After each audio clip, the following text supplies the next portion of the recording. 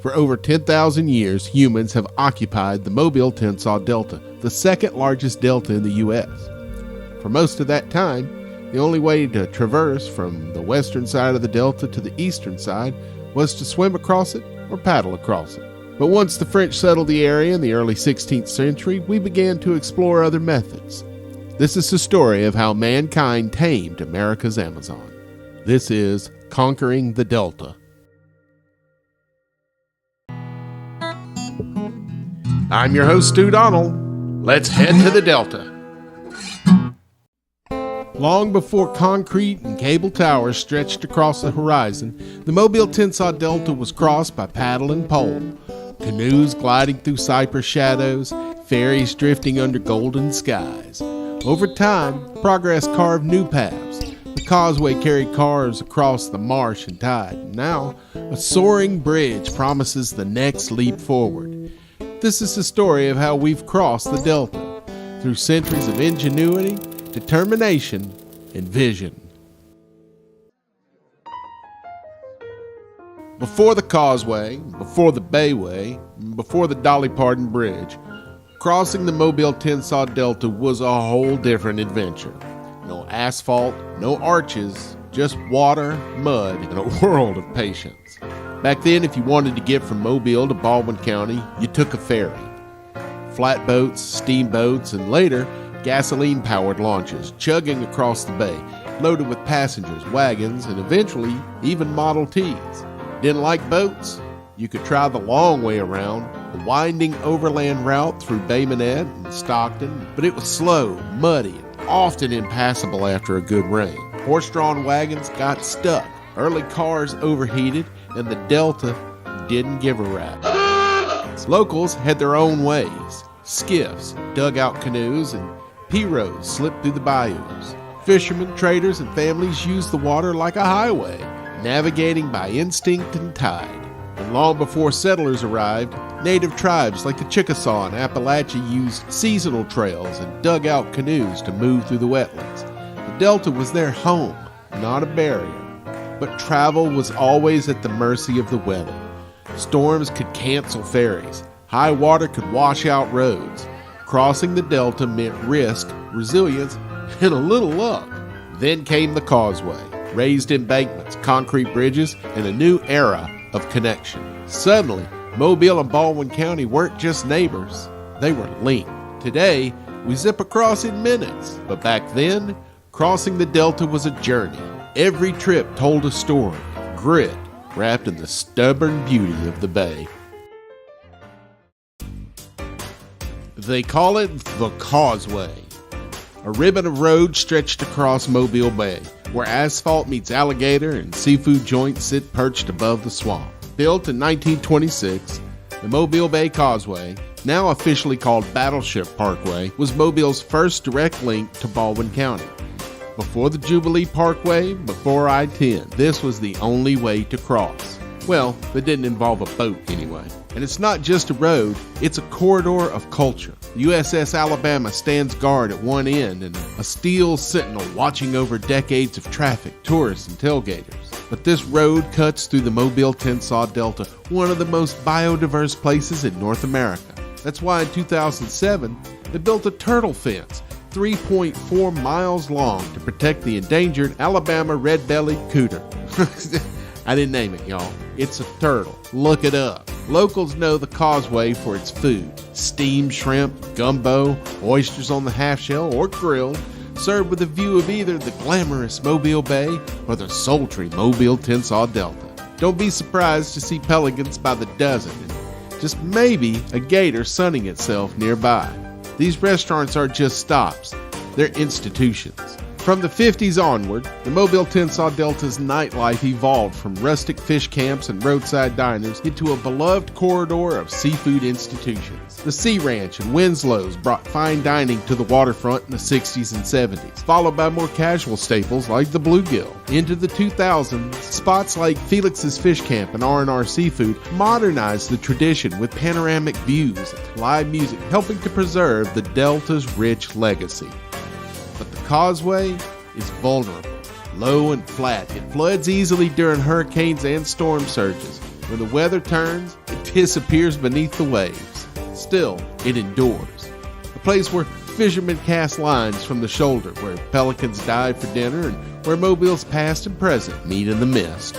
The Mobile Bay Causeway isn't just a road, it's a story of connection, conversation, and crawfish. And it's still being written, one sunset at a time.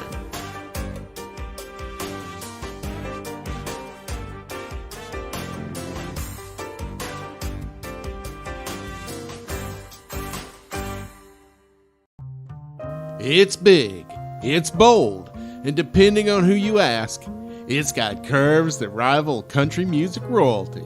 This is the General W.K. Wilson Jr. Bridge, though most folks around here just call it the Dolly Parton Bridge. Built between 1978 and 1980, this dual-arch giant carries Interstate 65 across the upper Mobile-Tensas Delta. At over 6 miles long, it's one of the longest bridges in the country, connecting Mobile to northern Baldwin County with a sweep of steel and concrete. The nickname? It comes from the shape of those parallel arches. From the right angle, they resemble, Dolly's famous silhouette. Add red lights on top, and the legend was born. But the official name honors General Walter K. Wilson Jr., a Mobile native and chief of engineers for the U.S. Army Corps. He pushed for a high-level bridge that wouldn't block river traffic, a visionary move for a growing port city. The bridge doesn't just span water, it crosses one of the most ecologically rich regions in North America. Mobile-Tensas Delta is a maze of rivers, bayous, and wetlands, teeming with wildlife and with history. In 2014, the bridge made headlines when a fiery crash involving two semi-trucks damaged the northbound deck. One truck carrying petroleum barrels exploded. The fire was intense enough to melt concrete. Repairs took months, with traffic rerouted and lanes reduced, but the bridge held strong. Today, the Dolly Parton Bridge stands as both a vital artery and a local icon. It's a tribute to engineering, to Mobile's river heritage. It's a Southern icon, named for a Southern icon.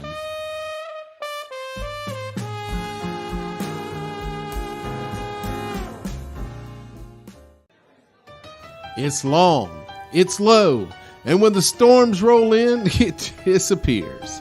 This is the I-10 Bayway, Mobile's high-speed lifeline across the bay and the delta, built for the future, but haunted by the water below.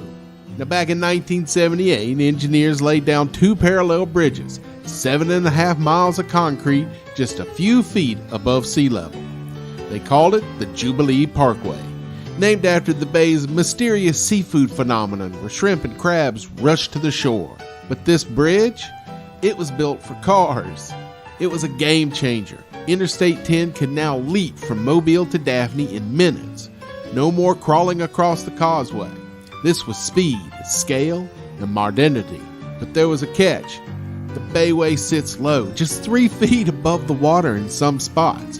When hurricanes hit, it floods. When storm surge rises, it vanishes. And when it's closed, the Gulf Coast feels it.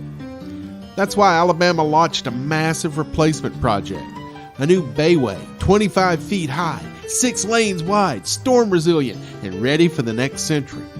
It'll include tolls, better drainage, and a towering Mobile River bridge to let ships pass underneath. But before the concrete pours, the past gets unearthed. 15 archaeological sites along the route revealed Native American settlements, old wharves, and forgotten industries. And the Down the Bay Oral History Project captured voices of longtime residents, adding soul to the steel. The I-10 Bayway isn't just a bridge, it's a balancing act between speed and storm, progress and preservation. And soon, it'll rise again, higher, stronger, and still chasing the horizon. Hey, click like and subscribe if y'all want to see me drag my butt across Stu's freshly cleaned carpet. 2 bridges, 1 river, a century apart. One, rusted steel and pulleys, once the lifeline of Mobile's industrial rise. The other, sleek cables and concrete, modern, silent, soaring. But beneath both spans lies a story of resilience and of community. This isn't just about engineering, it's about memory and foresight. This is the Cochrane Legacy, Mobile's bridge evolution.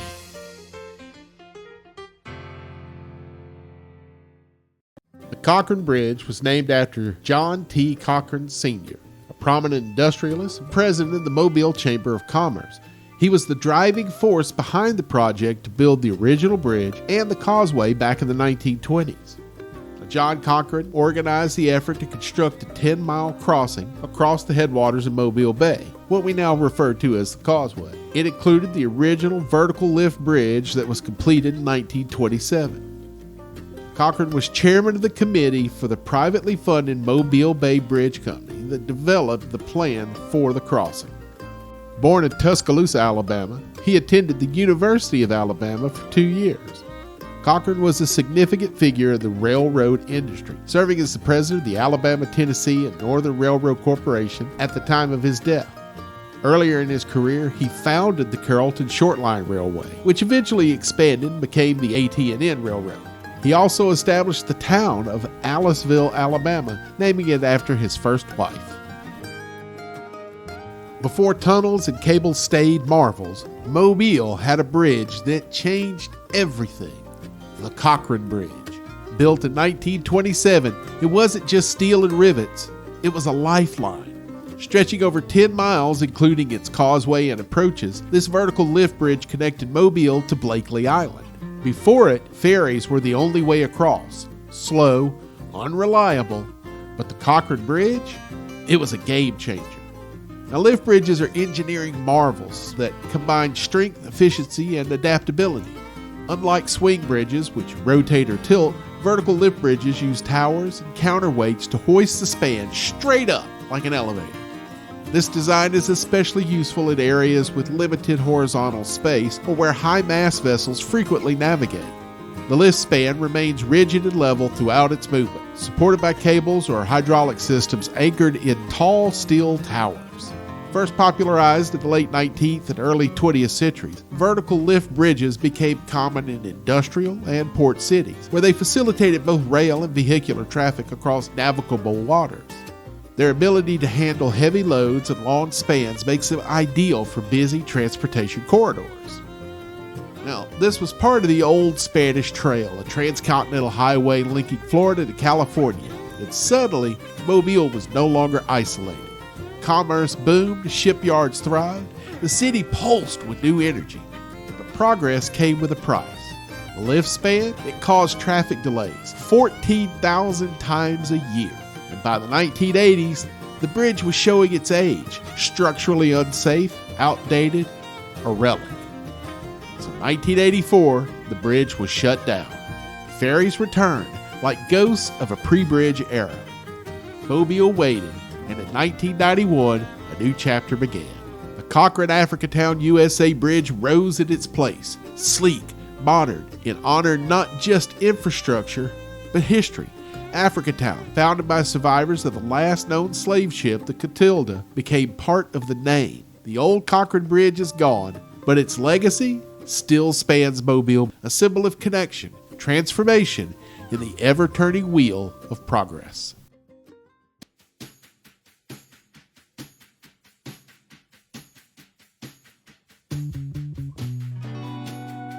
Where the river meets the marsh, a new bridge rises like a sentinel of steel and progress. Cochrane Africatown USA Bridge isn't just a feat of engineering.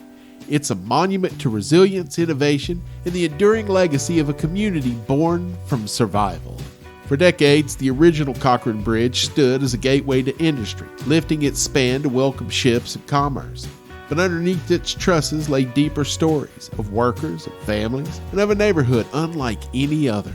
In 1991, the old lift bridge was replaced by a modern marvel, a cable-stayed structure stretching over 7,000 feet, its twin towers soaring 350 feet into the southern sky, designed to carry the weight of progress. It also bears the name of Africatown, a community founded by the last known survivors of the transatlantic slave trade. Long after the slave trade was outlawed, the Clotilda smuggled 110 Africans into Mobile. When freedom came, they built Africatown, preserving language, customs, kinship in defiance of erasure. Today, Africatown stands as a living archive.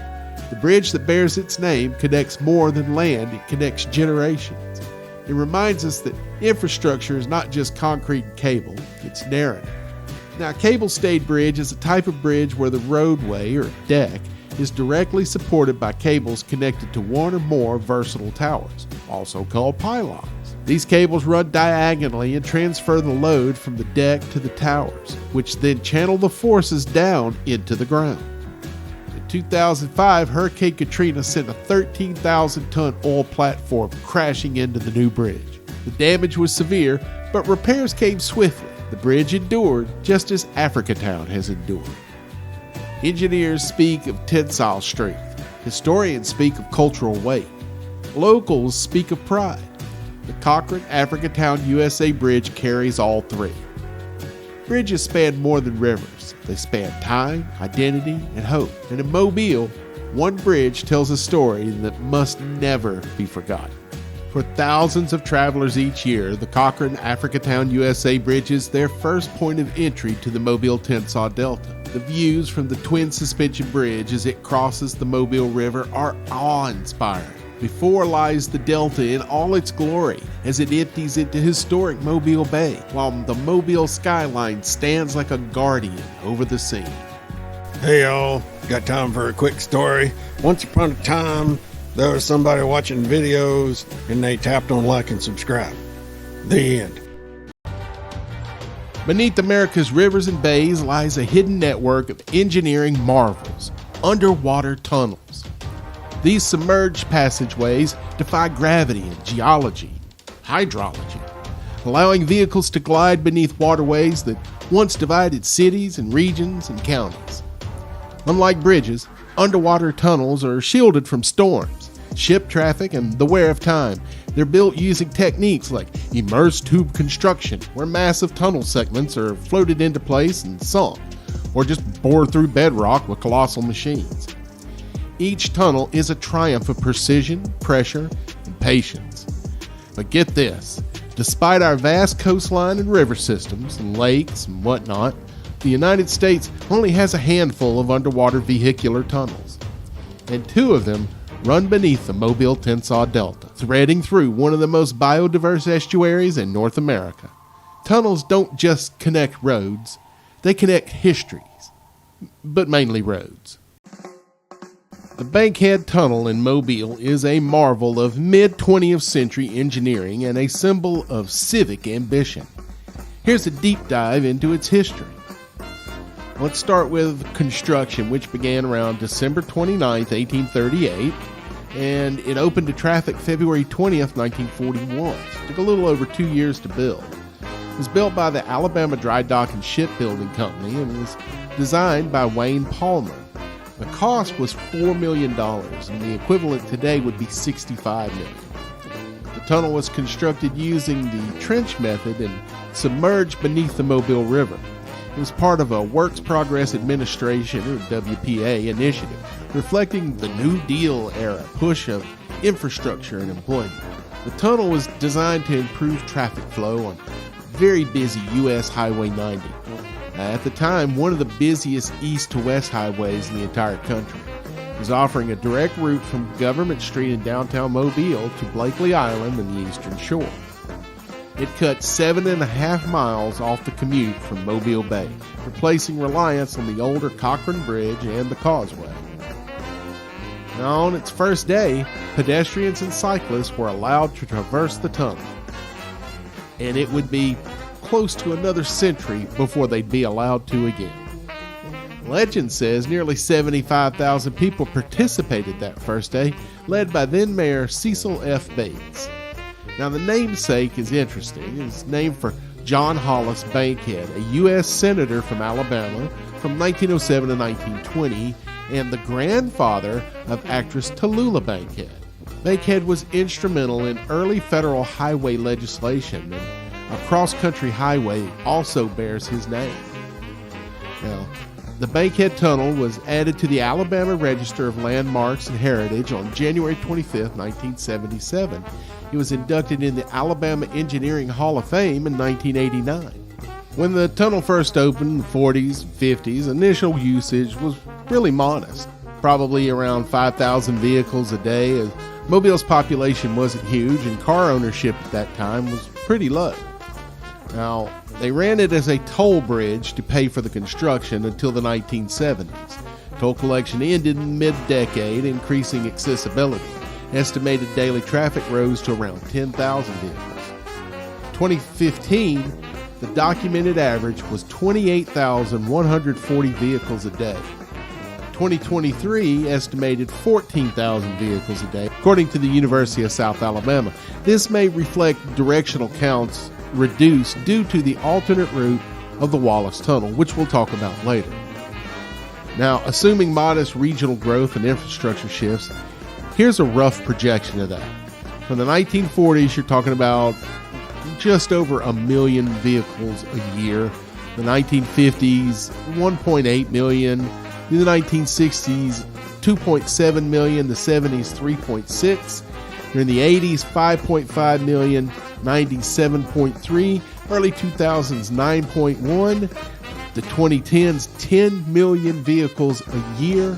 And currently we're looking at around 5.1 to 7.3 million. The Banghead Tunnel's height has long been a source of drama and dented trailers. Here's a breakdown of its clearance and the reoccurring issues that it causes. The vertical clearance is 12 feet. This was sufficient for most vehicles when the tunnel opened in 1941, but modern semi-trucks often reach 13.5 feet, well exceeding the limit. Now, despite numerous warning signs, including flashing alerts and posted clearance notices and all kinds of crap to bang off the top of your truck drivers frequently ignore or just miss them, which leads to crashes and stuck vehicles, damage to trailers and tunnel infrastructure, and traffic delays, especially those of emergency responses. In recent accidents, in September 2024, a semi-truck struck the tunnel roof despite passing 11 warning signs. It caused a lot of damage to the trailer. These events are so common that local media regularly has to cover them, and ALDOT officials have expressed frustration over driver noncompliance. GPS routing errors are one of the problems. Some navigation systems don't flag the tunnel's height restrictions. Driver unfamiliarity is another issue. Out-of-town truckers may not know the tunnel's limitations.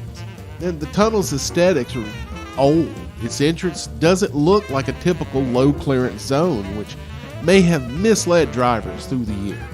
Traffic traveling to and from Mobile and Baldwin County going through the tunnel eventually reached such a capacity that the need was there for them to build a new bridge, which was the I-10 Bayway, which we've discussed before. Link in the description. And with that came a new tunnel, the George Wallace Tunnel. So let's take a look at that. On February 9th, 1973, the George Wallace Tunnel officially opened. It was named after former Alabama Governor George C. Wallace. Now, Old George was as colorful and controversial a character as the state of Alabama has ever produced. And some people loved him, some people hated him. One guy hated him so much he shot him a bunch of times. After that shooting, George changed a lot of his divisive rhetoric and reached out to communities of color for apology and healing. And heck, he even went on to forgive the man that shot him up. So the man lost the ability to walk, gained the ability to see things from another point of view. And for that, they named a tunnel after him. And at the time, it was designed to handle about 36,000 vehicles per day. Fast forward to today, and that number has more than doubled. The tunnel now sees between 75 and 78,000 vehicles daily. And during peak summer weekends or holiday rushes, that number can surge to well over 100,000. What was once a symbol of progress has become a bottleneck. The surge in Baldwin County growth, Gulf Coast tourism, and freight traffic has pushed the tunnel far beyond its original capacity. Then there was the boneheaded idea to put a 45-degree turn right at the entrance to the eastbound tunnel. And as if that wasn't silly enough, they also put an on-ramp that merged in the middle of that giant curve. As you would imagine, the result has been absolute chaos, producing fiery crashes, twisted metal, hair, teeth, and eyeballs all over the pavement. Don't get me started on that curve. It's not just congestion, it's a choke point. With no alternate I-10 crossing under the Mobile River, the Wallace Tunnel remains the only direct route for thousands of commuters and travelers. That's why the I-10 Mobile River Bridge and Bayway project is underway, to relieve the pressure and future-proof the corridor. But until then, the Wallace Tunnel stands as both a triumph of engineering and a cautionary tale in urban planning. From its tiled walls to its daily grind, the George Wallace Tunnel is more than infrastructure. It's a living part of Mobile's story, and whether you're stuck in traffic or sailing through at dawn, you're riding through history.